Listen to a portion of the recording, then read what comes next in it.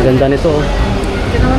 Galaxy Watch Ultra 40,990.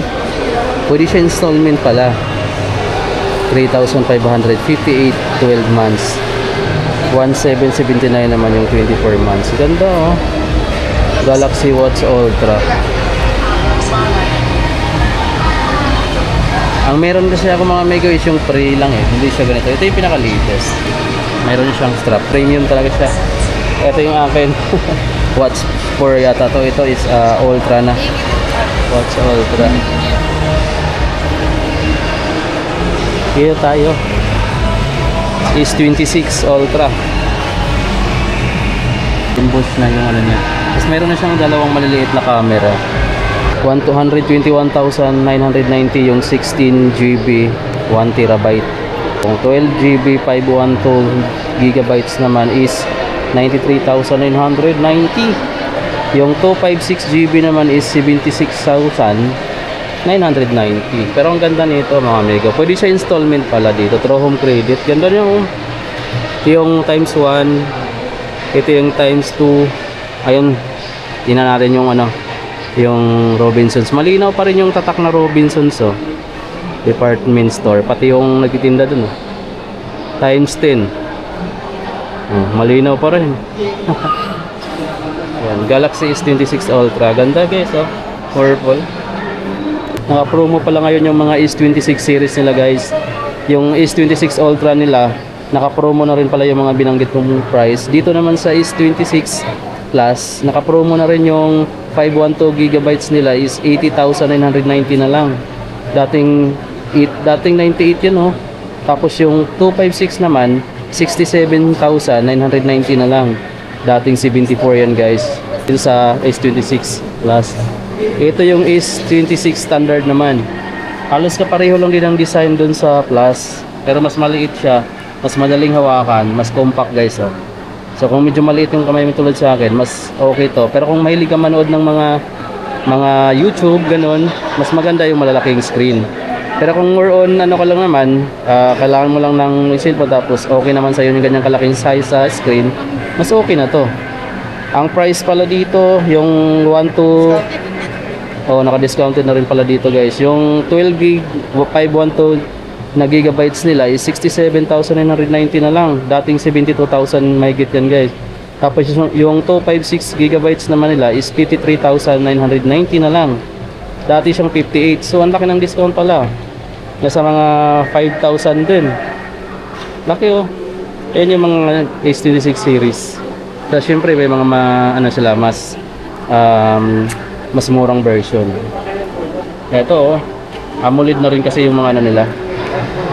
Ganda rin nito oh. Ito yung E57 na 5G. So bigas ang likod niya. Glossy yung likod niya. May tatlong ano siya, camera. Ganyan na rin naka-emboss. Solid na rin to. Mas mura to. Ang price niya is 26,490 para sa 8 gigs to 56 gigabyte. Naka-discount na rin pala yung 26 mga amigo. Dati siyang 30,000 dito sa E57 na 5G. E37 na 5G naman, ito, mas murang version siya. Ganda ng pagka-purple niya. Liit. Ayan, tapos ito siya. Price na dito para sa 256 gigabytes, 23,490 pesos. E37 na 5G. Tommy. Ito naman, ganyan yung design ng camera niya. Medyo may pagkakaiba kumpara dito sa A37 saka A57. Ito naman yung A27 na 5G. Mas murang version. Then 17,490 na lang siya. Dati siyang 19 or 18,000 plus. Grabe. Grabe yung mga cellphone dito. Ang laki pala ng mga markdown dito sa Samsung concept store dito sa may Robinsons Place, Maras, Tacloban. A17 guys oh. A17 na naka LTE na. Ito yung likod. Ayan yung camera niya. Price pala dito is nasa 13,490 lang yung 256 gigabytes. Yung 128 naman is 9,690 pesos. Ang bid ko dito, kung gusto mo naman ng mid-range lang, ito guys, the best na tong E57. Tingnan natin yung camera sa E57. O, diba? Solid na yun, oh. 1 times nan, 2 times. Malinaw na rin, oh. Ang layo na yung Robinsons Department Store, pero kita mo pa rin dito sa video. Yung pinaka-latest naman nila na release ng mga tablet is ito guys. Ito na yung Galaxy Tab S11 Ultra. Grabe.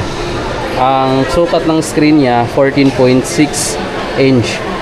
Tapos mayroon na siya ditong super fast na charging 3.0, naka 60 watts charging. Tapos mayroon siyang advanced Galaxy AI technology na guys. Then ang pinaka niya, naka AMOLED 2 times na siya, naka dynamic AMOLED. 83,990 pesos para dito sa S11 Ultra.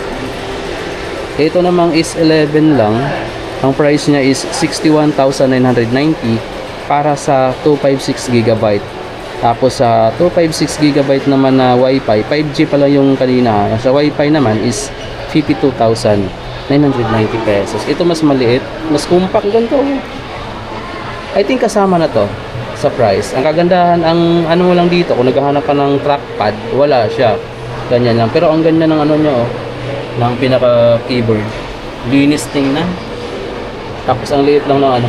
Ito naman parang laptop na yung size niya. Ito naman is thin light naman to. So yan, pareho lang sila ng size halos. Ano pala yung size nito ng screen display niya? Nasa ano lang siya, 10.9 inch. Ganun din to yata. Ito 11 pala, mas malaki ng konti. Itong is thin light pala is nasa 26,490 lang. Ang 128GB na naka 5G. Ang 128GB naman na naka Wi-Fi lang is 20,990 pesos. Kung naghahanap naman kayo ng mas murang version, ito guys, Galaxy Tab E11. Nasa 16,190 lang yung kanilang 128GB na naka 5G. Then 128GB naman na naka Wi-Fi, 13,000 pesos lang. Ito siya. Medyo dim lang siya, no. 11 inch pa rin naman yung size ng screen niya. Then naka ano siya, naka 90Hz na yung bilis ng ano niya, ng screen kapag ginalaw-galaw mo yan. Tapos naka 8 megapixel front rear camera siya, tapos naka 5 megapixel ng front naman. Ito mas malaki yung screen niya. So pagka gusto mo ng tablet na ganito, ito yung S10 FE plus 5G guys na ano, na tablet. Tingnan niyo naman yung laki. Parang naka ano ka na, naka laptop ka na.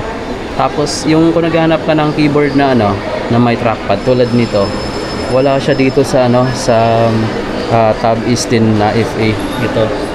Ang price pala nito, yung ganito, 13.1 inch na pala yung size ng screen niya.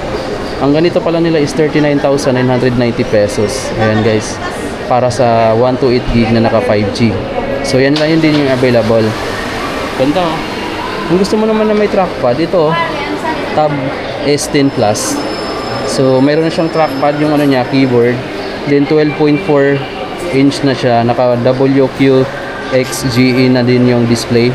And yung 256 na 5G nila is 69,990 pesos. Yung 256GB naman na naka Wi-Fi lang, 58,990 pesos. Para dito. Merong mas maliit na size, yung S10 FE. Ayun, mas maliit yung ano niya, keyboard. Maliit na yung size, pang bata, pwede na siya. Then ang price dito para sa 5G 128GB is 31,990. 128GB naman na naka Wi-Fi, 26,990. Ganda, oh. Samsung Concept Store, Robinsons Place, Maras Baras.